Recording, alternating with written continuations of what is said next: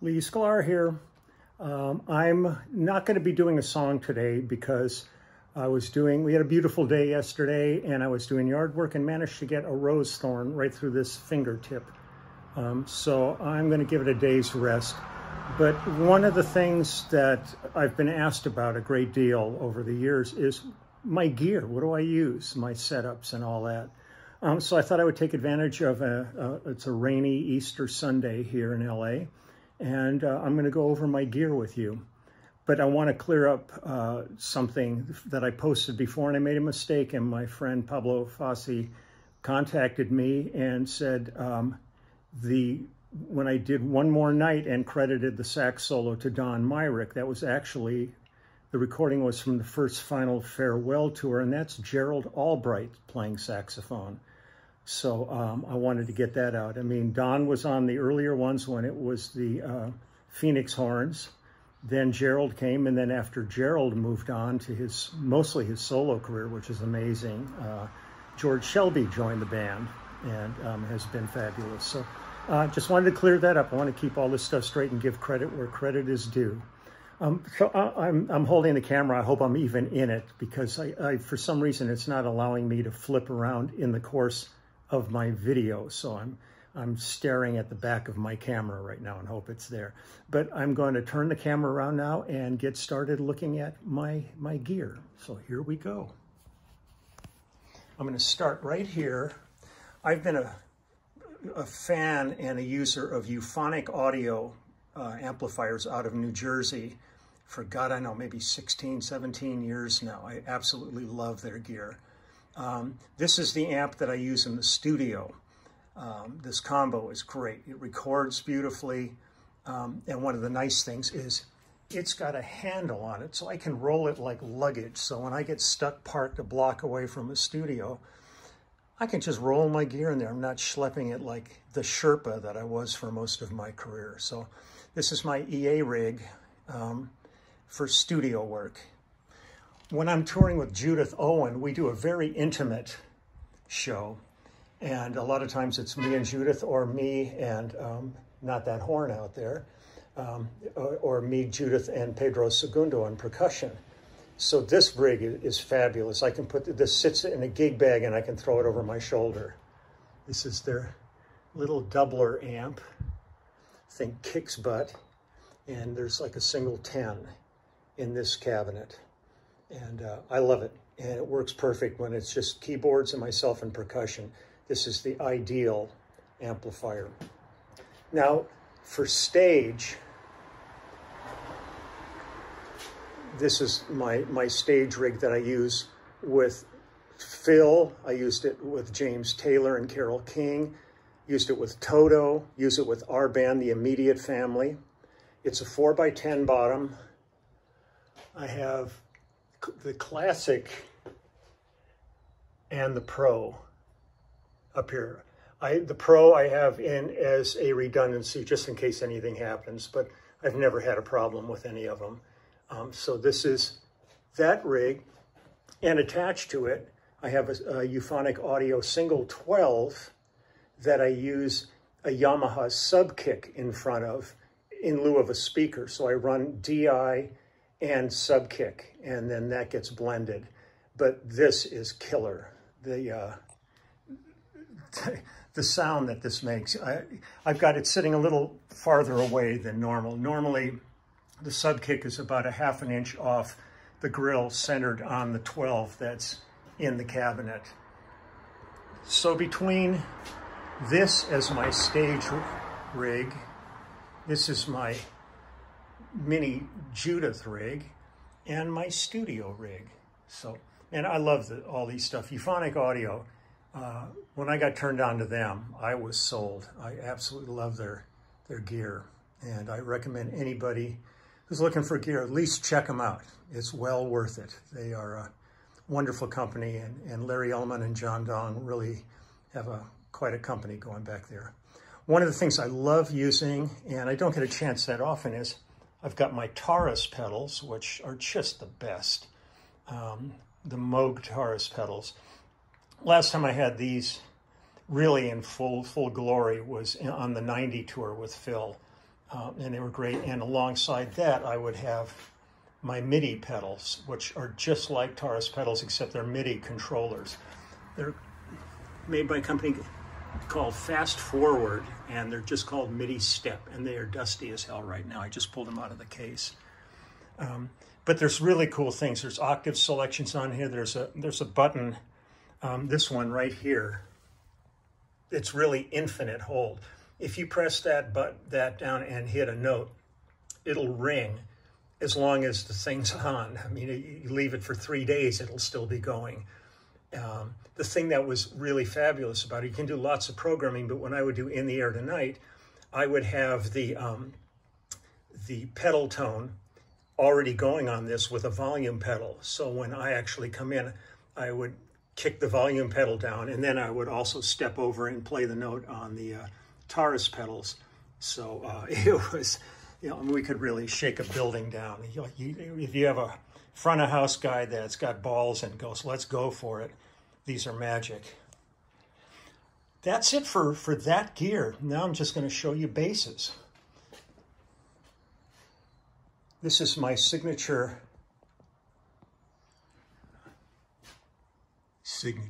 wow, my signature Dingwall bass. I've been with Sheldon for probably 17 years now. I love his basses. He came up to me at a NAMM show back in the day and just had one of his basses and showed it to me and said, I'd love for you to check out my bass. And I said, explain to me, because as soon as I looked at it, I saw the fan fretting, and I said, you know, what is this all about? And he explained to me about Ralph Novak's and his concept of fan fretting. And really what it does is it tempers the bass. It's not like the Featon tuning system or any of these other different, there's so many different versions of intricate fretwork that people are doing. But this really, the idea is you open up a piano and the low strings are longer than the high strings. And simple as that. And this has the best B string I've ever used. It actually, on all of them, I have a hip shot detuner on the B string. So I can drop that to an A if I want. So that's my signature Dingwall, and all of my basses have mandolin fret wire on them, which is the thinnest fret wire you can get. And man, for me, that was a game changer. When I put that on, I just fell in love with that. And the thing is, when you're looking at this with the fan fretting, the bridge goes at the same angle as the frets, and then as it goes up, well, it's hard to see it right here, but the nut is at the other end. So, I mean, it's really mathematically really well thought out. So that's the Dingwall signature. I have two signature basses, one with Dingwall and one with Warwick. I don't like when people say, oh man, dude's a gear whore. You know, he'll put his name on anything. There's only a couple of things that I've ever endorsed. And I've got two signature models, and they are diametrically opposed. The Dingwall is a 5-string. My Warwick is a 4-string. My Dingwall is a solid body. The Warwick is a chambered body, semi-hollow body, chambered body. They're completely different kinds of instruments and serve very different purposes. Man, I love this bass, though. It's a beautiful piece of workmanship. Once again, mandolin wire on the frets. And it is an exquisite piece of equipment. Now, what I did to make it a signature one is this is based on the Warwick Star bass, which I fell in love with the first time I played one. And then when Hans Peter came to me and he said, could we do a signature one? I said, well, I already love the Star bass, but there's a couple of things that I wouldn't mind changing. So one of the things we did is we took this cutaway, which normally would have been straight across, and offset it all so that the body has this curve in it. It sits in a more comfortable place on my lap when I'm playing. This area over here, actually, it's hard to tell in this, but it's, maybe you'll see better here. You can see the thickness up here, and then it gets much thinner here. I wanted to have this where my arm would rest better on this rather than having a sharp edge right up here. Sorry for the dirt. I've been working in the garage. Jesus, nothing but class. So we changed that on there. The electronics are basically the same. The regular Star Bass has a more traditional F-hole. I saw this F-hole walking down the street in Germany on a manhole cover. And I thought, that's a great design. I like that, it's more modern. And then we did an ultimate producer switch. So if you want to try a sound here, you've got that. If they don't like that, they got all these different sounds you can get. And if none of those work, and actually none of them do anything because there's just hooked up to a 9-volt battery for that. And then we also got tricky with the neck, and you can see I've got lights going up the neck. So that's my Warwick signature bass. And once again, like I said, this has nothing to do with Dingwall. There's no conflict of interest or anything. They're very unique instruments, and they serve very different purposes, but either one would be a great regular bass to have. On the road, I've been using the Dingwall a great deal because I'm not the kind of player that likes to have a whole pile of basses out there. I usually take 2 of these on the road with me, one in case anything breaks, which never happens, but you never know. But I feel that if there's one note in a show that requires me to be playing a 5-string, I'll just play a 5-string for the show. I'm not going to change. I'm not going to be having the sound guy going through EQ issues and all that stuff. I try to make everything as easy and simple as possible. When I was touring with Judith, I was using this bass because it's perfect for the music I cut. I usually use the bass that I record with, if I can, for the live gigs, just to maintain that. But now we get down to like the beast. This is my Frankenstein bass. This has been talked about so many times. And I've used this bass on probably 80% of everything I've ever recorded was with this bass. This thing was built in the old days. Westwood Music, Fred Wallachy at Westwood Music, that was the watering hole in Los Angeles for musicians. And anytime you would go in there, you'd see Jackson Browne would be in there, Ry Cooder, you name it. And they had like the best repair service and all that. And the guy who ran the repair department was John Carruthers. And I happened on to this is a 62 precision neck. But I'm not a precision player. I don't really like the profile of a precision, but my very first real bass was a 62 jazz bass, which I still have, and it's the bass I played on Spectrum and One Man Dog and all that early stuff before this bass was built. And so what we did was I brought in that bass, and John did a profile of that neck, and we popped the frets off of this neck and reshaped this neck into being a 62 jazz neck. During the course of that, I was walking around the shop and I saw spools of fret wire hanging on the wall, and I said, "What's this wire here?" And John said, "That's mandolin wire." I said, "Let's try it with that." And he said, "No, don't use that." He says, "It's way too light and thin. It will wear out really fast." Needless to say, I said, "Let's just do it. And if it doesn't work, then we'll just refret it with regular bass frets, whatever." But like I said, I've used this on probably 80–85% of everything I've recorded, and I play hard and I do a lot of vibrato, and I'm on my 3rd refret on this bass. So this is where the mandolin fret idea started. This on the back side here, this is one of the very first prototype hip-shot detuners. I've been with those guys forever. They build like the best tuning machines. All their hardware is really quite spectacular. So that's that part of it. If we go Down here, the body of this was actually made by a company called Charvel, which used to make replacement parts for instruments. And they were kind of near where I live. I had heard about them, so I drove out to the factory, and there was a stack of Alder precision bodies.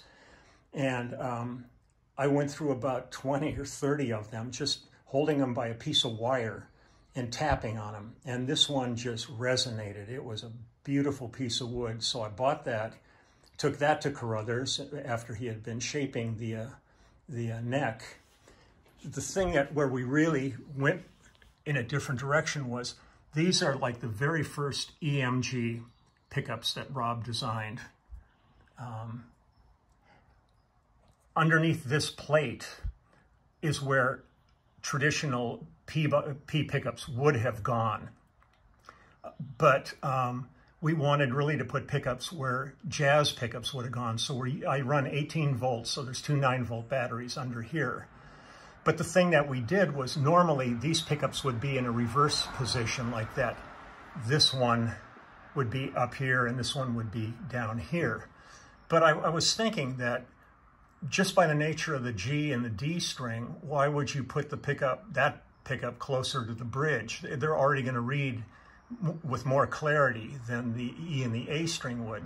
So we decided to flip the positions of both of these pickups. They're sitting where jazz pickups would have traditionally gone, but they are in a reverse position. It's very hard to tell here on this, but you can see how much I've played it. I've worn all the plastic down. There's a big hole kind of in here. This is all just worn out from my thumb leaning into this bass. But the only problem with these early EMGs was they went through 9 volts like crazy. When I was working really hard schedules, I might go through a set of batteries a week. And I think it's just maybe my OCD anal kind of mentality. But I would carry a voltmeter with me and pull out a nice fresh battery at about 9.4, 9.6, excuse me. And as soon as it was down around 8.6, 8.5, somehow I could hear something that wasn't as pleasing to my ear, certainly in overtones and harmonics. So I would just change them. I figure, what the hell, you change batteries, it's like losing the space shuttle for an O-ring. I mean, I carried boxes of batteries with me and would test them before I put them on. Then it's got a badass 2 bridge. Now you can see where an original bridge actually was on it. Now, when this was built, this body was just all, just beautiful piece of wood. In 1982, I did a record with the LA Dodgers after they won the World Series with the Big Blue Wrecking Crew. And we went in the studios, me and Jeff Porcaro and a bunch of guys. And at the end of the session, they were signing baseballs. And I grabbed a baseball, of course, but I said, hey, guys, why don't you sign my bass? So they said, really? Yeah, come on, sign it. So they did. And that was it for a while, just the baseball player. So I ended up at a gig with James Taylor, and I go backstage, and Rocky Bleier and Lynn Swan at the time with the Pittsburgh Steelers were there, and they saw the bass, and they said, oh, baseball players are pussies, you need football players. So I've got Rocky Bleier right there, and I still have Lynn Swan right up here. And then it just went for it. When we did Sesame Street, I had Oscar, the guy who does Oscar, signed it. It was great. It's hard to see in here, but it's still there. But Jeff Porcaro signed it right up in here. There's Graham Nash there. Hugh Padgham here. B.B. King. I think there's B.B. in there. Joan Baez. I mean, it's all these people I've worked with. And the problem was it's my main bass, so I never clear-coated it. So people have come and gone, but there's stuff tucked away kind of all over the place. I've got Vinnie Colaiuta and Sting and Clapton and everybody on the back of the bass. It's all covered. There's Merle Haggard right there. It's hard to go there. Rodney Crowell. I mean, it's just kind of all these different people I've worked with over the years. And it's really, for me, it's really kind of an absolute joy to just, you know, go down memory lane. I have one other bass like this that Yamaha built kind of as a duplicate of this. It was close, but it's a black one. And once I filled that up with signatures, I clear coated it. So that one is protected. And I did work with Mel Torme and Milton Berle and Bob Hope and Debbie Reynolds and all those people. So I've got all of them on there and stuff. But so the reason this ends up getting called Frankenstein, it's like body parts. This thing was never a real instrument. This was a bunch of pieces and experiments that came together. And when we plugged it in, it could have sucked. But fortunately, it just sounded fabulous. It still sounds fabulous to this day and is still one of the finest instruments I've ever played. I stopped taking it on the road because the road has become so scary for gear in terms of airlines and it's the way things get handled. And I just never wanted to take a chance on anything happening to this. So it stays home and gets used for recording, and that's it. And so that is basically my gear. I was given this poster. I thought I was going to hide it, but it's still here. My pedals and my amps, my Euphonic audio for 3 different occasions, 3 weddings and a funeral. So you guys take good care of yourselves out there. I will probably be cutting a song tomorrow, but I decided to take advantage of today and do a gear thing and do that. So again, my shout out to everybody who's working so hard to save lives and save this world. You are my heroes, and I love you dearly, and I'm going to dedicate everything to you, because without you, we would not be here. This would be a very different situation, and your sacrifices are not going unnoticed. You are remarkable people. So everybody take care. We'll see you tomorrow. Happy Easter if you celebrate Easter. Happy anything that you're celebrating, and just celebrate yourself. That's what it's all about. So bye-bye.